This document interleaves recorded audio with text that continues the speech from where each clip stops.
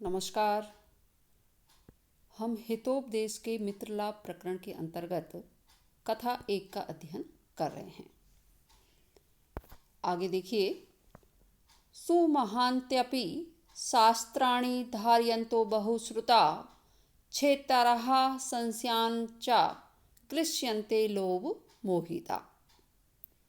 सुमहान्त्यपि अर्थात महान अर्थ के प्रतिपादक, शास्त्राणि धारयन्तः शास्त्र आदि का अध्ययन करने वाले, बहुश्रुतः विपुल ज्ञान से संपन्न, संशयानां छेतरः अपि संशयों के निराकरण करने वाले भी, लोभ मोहिता जो विद्वान व्यक्ति हैं, लोभ से मोहित या पराधीन होकर के क्लिश्यन्ते क्लेश को अथवा कष्ट को प्राप्त करते हैं। इसमें विष्णु शर्मा जो पंडित हैं, वे राजकुमारों को ज्ञान देते हुए कह रहे हैं कि यदि कोई व्यक्ति कैसा है, सुमहान्त्यपि अर्थात महान अर्थ का प्रतिपादक है, ऐसे शास्त्राणि जो शास्त्र आदि हैं उनको धारयन्तः धारण करते हुए या अध्ययन किया हुआ व्यक्ति भी, बहुश्रुता जो कैसा है, बहुत सारे जो शास्त्र हैं उनका उसने अध्ययन किया हुआ है, विपुल ज्ञान से संपन्न है, ऐसे जो विद्वान व्यक्ति हैं वे संशयताम छेतरः विभिन्न प्रकार की जो संशय होते हैं, संदेह होते हैं, उनके भी वो क्या करते हैं, छेतरः दूर कर देते हैं या उनका निवारण कर लेते हैं। लेकिन ऐसे महान व्यक्ति भी लोभ मोहिता जब क्या हो जाते हैं, लोभ से ग्रसित हो जाते हैं, तो क्लिश्यन्ते कष्ट की ही प्राप्ति करते हैं। कहने का अभिप्राय ये है कि सुमहान विद्वान भी यदि लोभ से आकृष्ट होते हैं तो वे दुख ही उठाते हैं। अतः जो लोभ है वह दुख का मुख्य कारण है। इसमें संधियां हैं। सुमहान्त्यपि, महांति धन अपि, यहाँ यण संधि है बच्चों। संस्यान चा, यहाँ पर व्यंजन संधि है। आगे देखिए। अन्यच्च और भी, लोभात क्रोधा प्रभृति, लोभात कामा प्रजायते, लोभात मोहश्च नाशस्य लोभा पापस्य कारणम।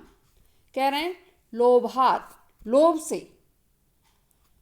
क्रोधा प्रभृति जो क्रोध है उसकी उत्पत्ति होती है, अर्थात लोभ से क्रोध उत्पन्न होता है। लोभात कामः प्रजायते, और लोभ से,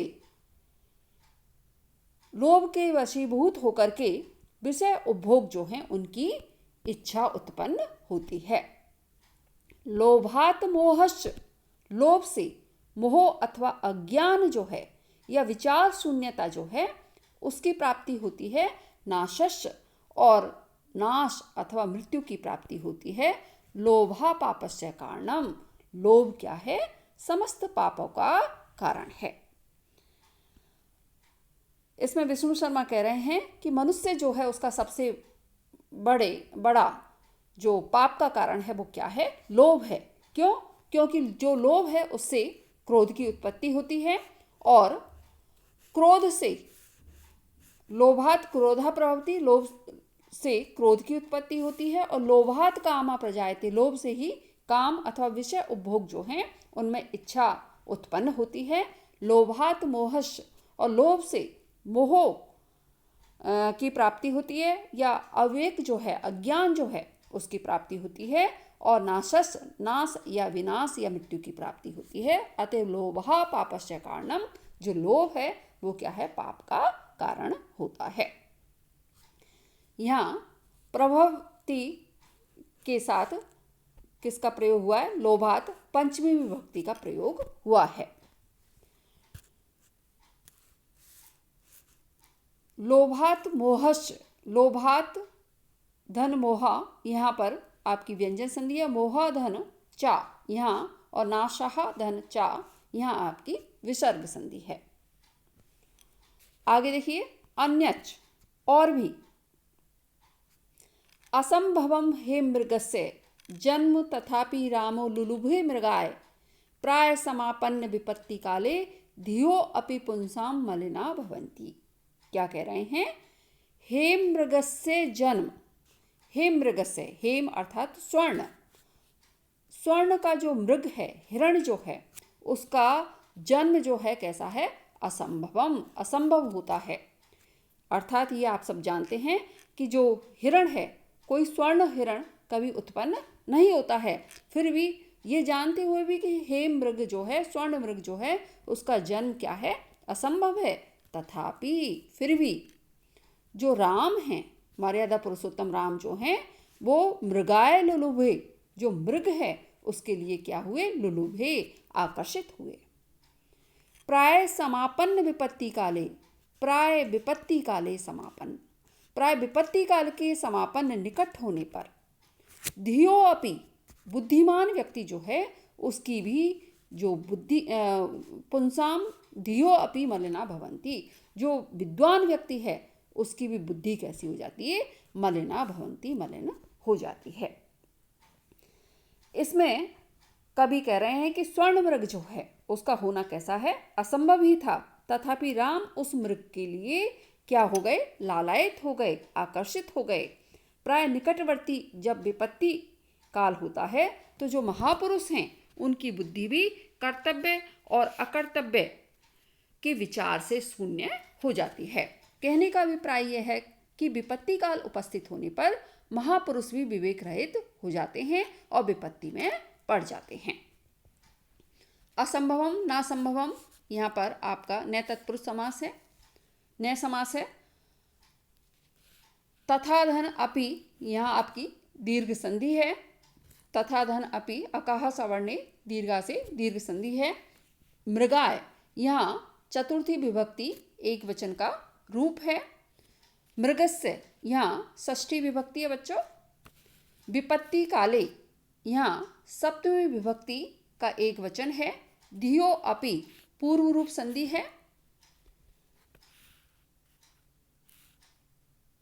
पुंसाम षष्ठी विभक्ति है। मलिना भवंती, मलिन हो जाते हैं। आगे देखेंगे बच्चों। अनंतरम, इसके उपरांत, ते सर्वे, वे सब जो हैं क्या हो गए? जाल में निबद्धा बभूवु, निबद्ध हो गए।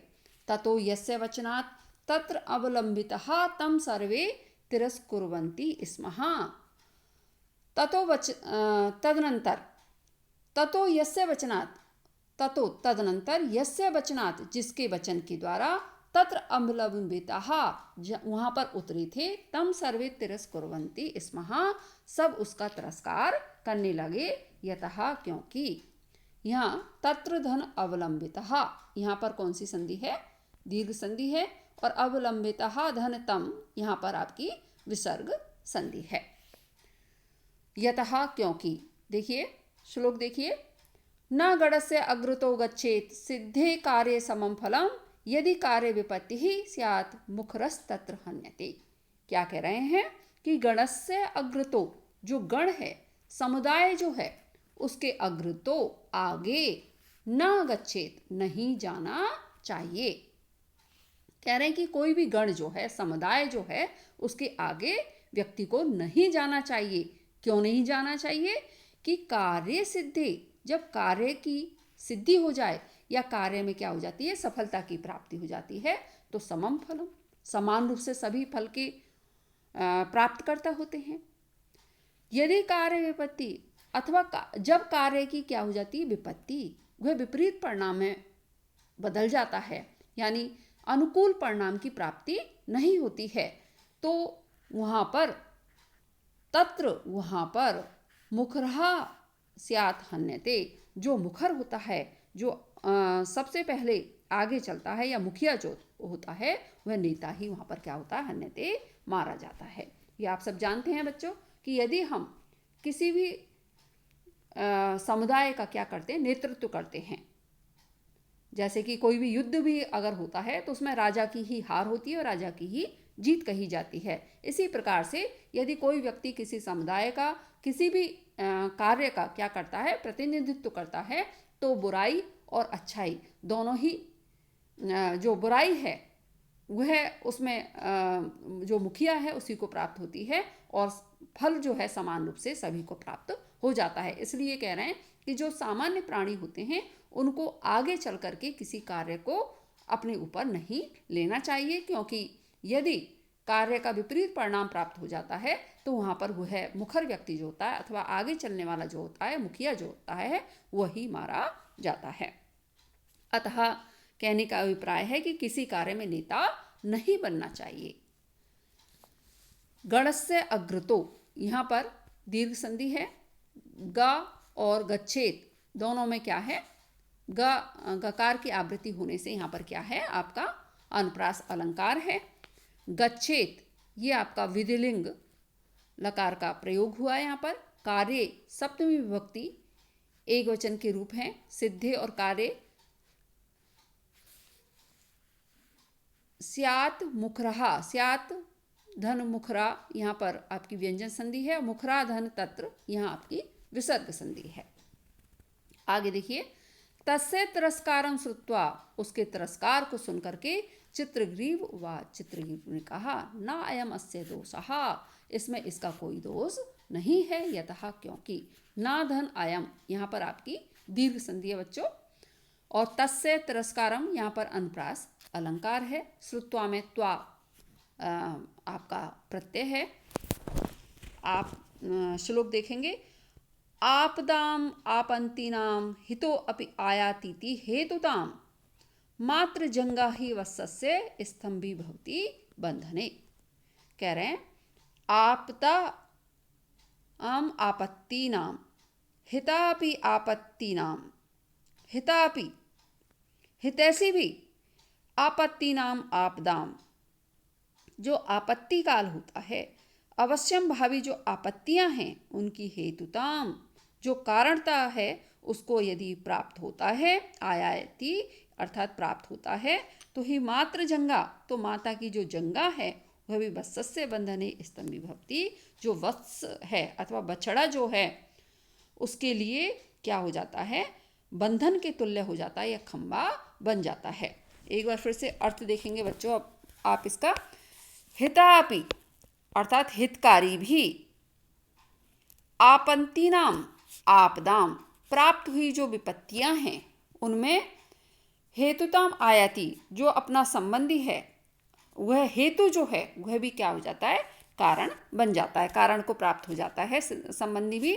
जैसे कि वत्सस्य, बछड़े के लिए जो मात्र जंगा, माता की जंगा जो होती है, पैर जो होता है, वो क्या हो जाती है, बंधने स्तंभी भवति, बांधने के लिए स्तंभ अर्थात खंबे के तुल्य हो जाती है। जैसे कि बछड़ा जो है उसको दूध जब निकालना होता है तो उसके पैर से बांध देते हैं गाय वगैरह के से, जिससे गाय को लगता है कि उसका बच्चा उसके पास है, तो उसके वो पास का या बंधन का क्या बन जाता है, कारण बन जाता है। इसलिए हमें जो विपत्तियां हैं उसमें किसी को दोष ना दे करके विपत्ति का निराकरण किस प्रकार से किया जा सकता है इस पर विचार करना चाहिए। प्राय लोग पहले क्या करते हैं, उस बछड़े को कुछ दूध पिलाते हैं, गाय से अपने लिए दूध निकालने के लिए क्या करते हैं, उसके जो गाय है उसके पैर में उसे बांध देते हैं। इससे बछड़े की जो माता का पैर है वही उस बछड़े के लिए क्या हो जाता है, बंधन का कारण हो जाता है। अतएव स्पष्ट होता है कि विपत्ति के समय अपना परम हितैषी भी उस विपत्ति का कारण बन सकता है। इसलिए हमें विपत्ति के लिए किसी भी व्यक्ति को उत्तरदायी ठहराना नहीं चाहिए, अथवा उस विपत्ति के लिए उसे कोसते रहने की अपेक्षा यह अधिक हितकारी है कि हम ये विचार कर हैं कि इस विपत्ति से हम किस प्रकार से दूर या बाहर निकल सकते हैं। अन्यच और भी शेष बच्चों अगले व्याख्यान में पढ़ेंगे। तब तक के लिए धन्यवाद।